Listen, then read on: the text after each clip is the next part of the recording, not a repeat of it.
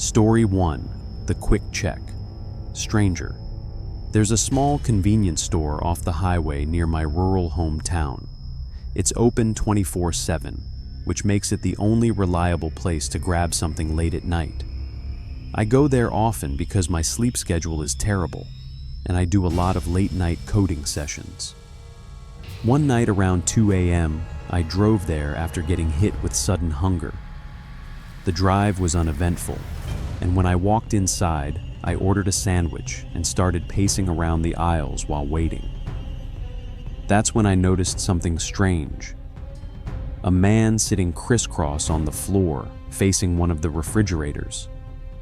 At first I thought I imagined it, but no, he was definitely sitting there, staring at the fridge like he was studying it. I decided to take a closer look. As soon as I turned the corner to glance at his face, he whipped his head toward me unnaturally fast. His eyes were wide, too wide, and his lower lip was trembling like he was freezing, even though the store was warm. His posture was twisted, like he was straining just to sit upright. The scariest part was the way he stared directly at me. Not angry, not smiling, just blank, dead, and unblinking. After an uncomfortable silence, I turned away and waited for my food, constantly checking to see if he moved. When my order was finally ready, I left immediately. But as I turned back toward the highway, I saw someone sprinting across the parking lot. It was him, the man in the brown coat. He jumped into a truck and sped off. I told myself it had nothing to do with me, but once I got onto the road, headlights appeared behind me, getting closer, fast. At first, I thought it was police, but it wasn't. It was his truck. He tailgated me, honking and flashing his lights. When I tried slowing down, he rammed my car. That's when I realized he wasn't trying to scare me. He was trying to kill me. I swerved and braked hard. He shot past me, swerved wildly, and spun off into a field. I didn't stop. I drove all the way home, shaking. I reported the incident, hoping the store cameras caught something, but I haven't heard anything yet. I still have no idea why he targeted me. Just that if I hadn't reacted when I did, I probably wouldn't be alive. Story 2. The Woman on Route 82. I used to work for a delivery startup hauling electronics across rural routes. One night around 1 a.m., I was driving through a desolate stretch of Route 82 in southern New Mexico. Isolated, dark, and miles from the nearest town.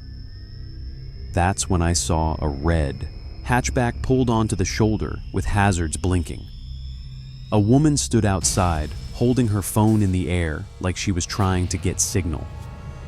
I hesitated, but eventually cracked my window and asked if she needed help.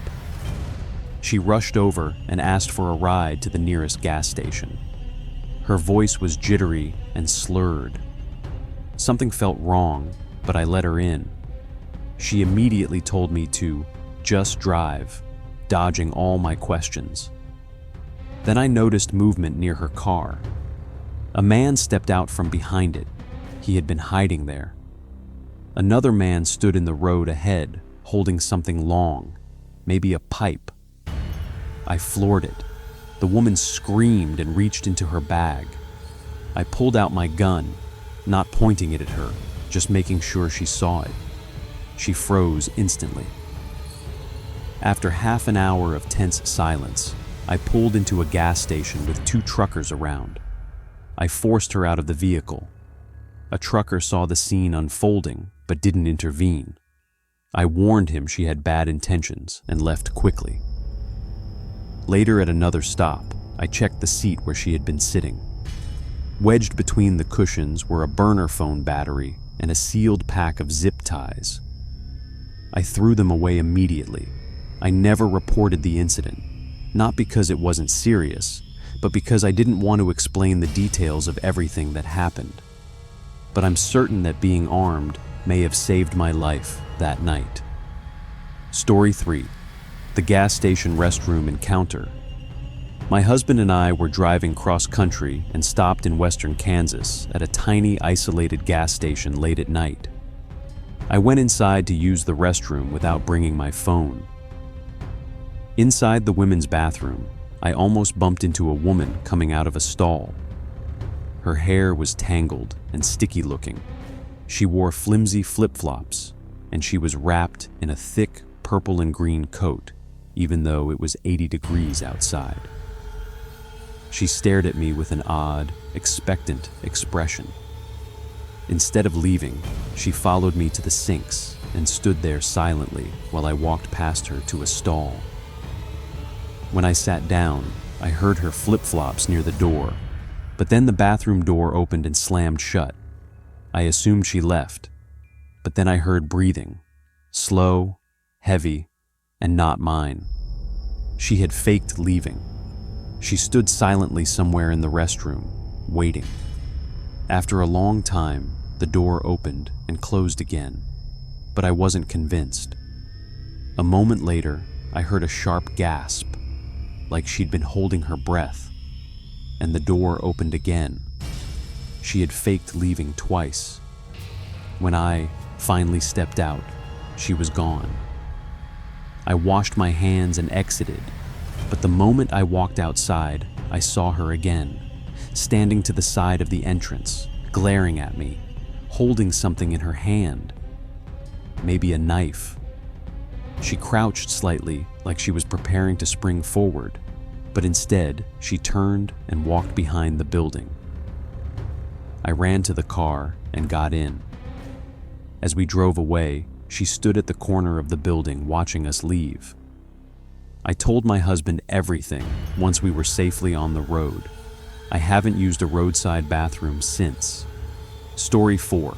The white van on I-80. I was delivering automotive parts across the Midwest one winter night. Around 10:30 p.m., exhausted and freezing, I stopped at a deserted rest area along I-80. Only one vehicle was there, a white cargo van parked far away with no lights on. After washing my face in the restroom, I stepped outside and saw the van's headlights were now on, even though I never heard an engine start. Feeling uneasy, I got into my truck and left. A few minutes later, headlights appeared behind me, gaining fast. It was the van. It tailgated me, then pulled up beside me. The driver rolled down his window and motioned for me to do the same, pointing at my truck bed like something was wrong. But the bed was empty. He wasn't trying to warn me. He began honking, drifting into my lane, and trying to force me off the road. Then he sped ahead, pulled onto the shoulder, stopped, and moments later resumed chasing me again. This went on for miles. When I finally saw a truck stop exit, I took it and parked near bright lights and other drivers.